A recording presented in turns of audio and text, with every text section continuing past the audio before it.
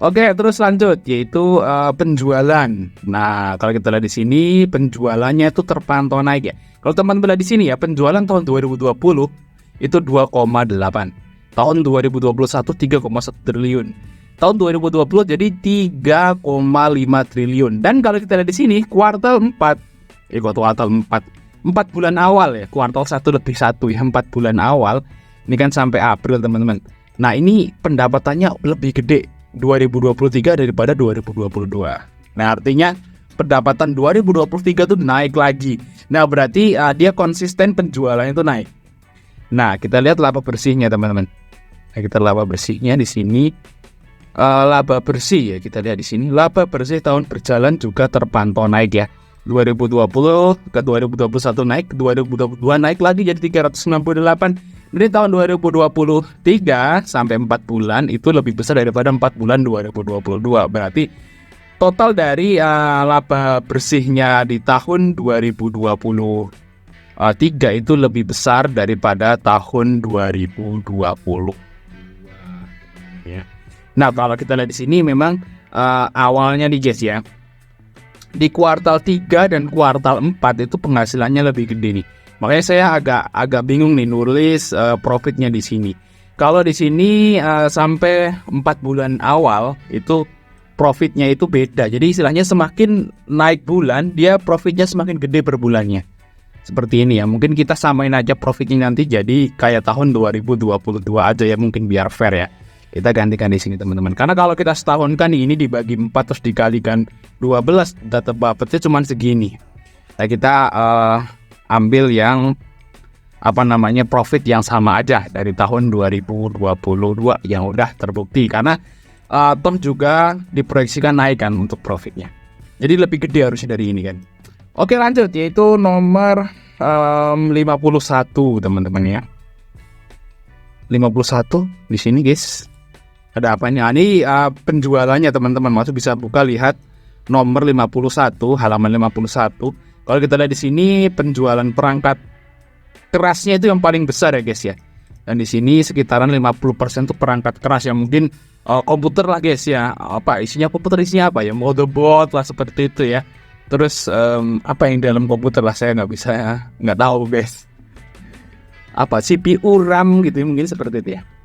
Oke, next, terus selanjutnya adalah perangkat lunaknya, ini software-softwarenya juga. Terus ada perawatan instalasi sekitar 17%.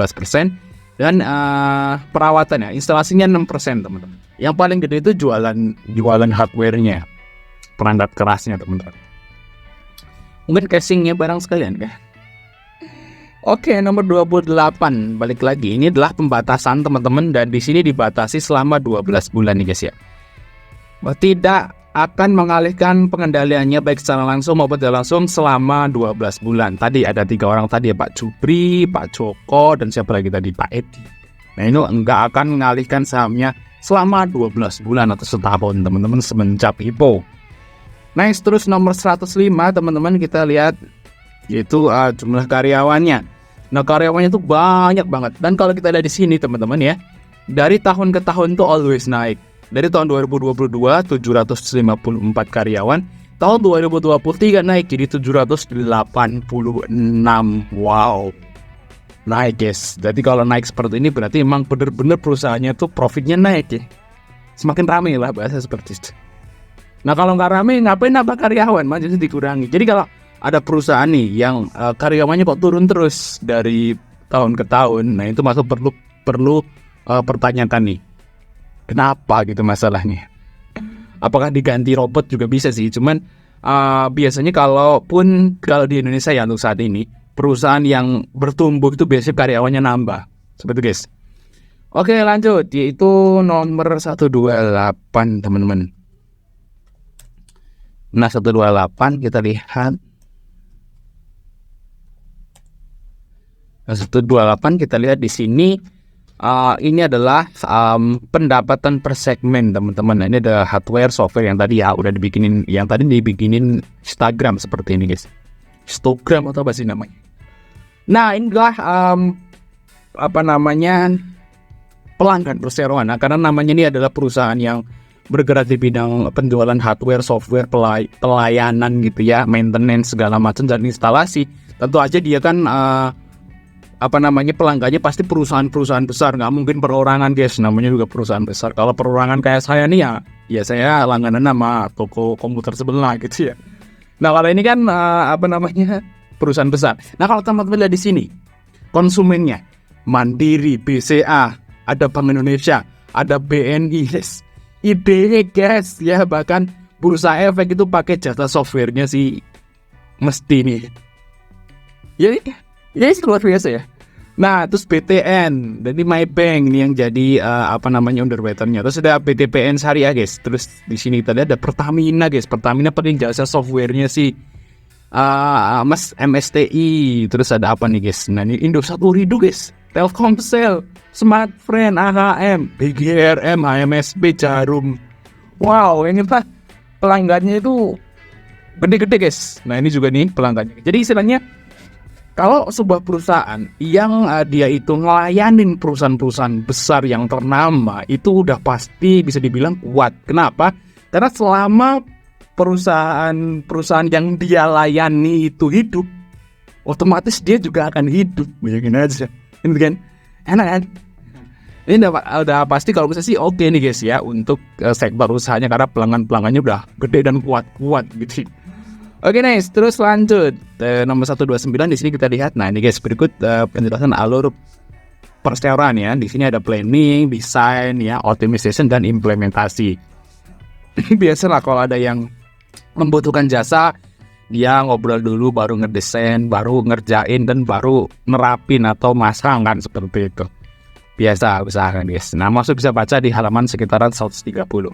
Nah kita lihat evaluasi.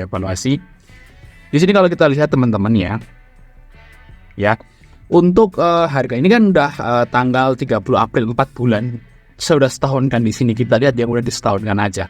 Nah harganya 1355 sampai 1595. Untuk harga bukunya adalah 481.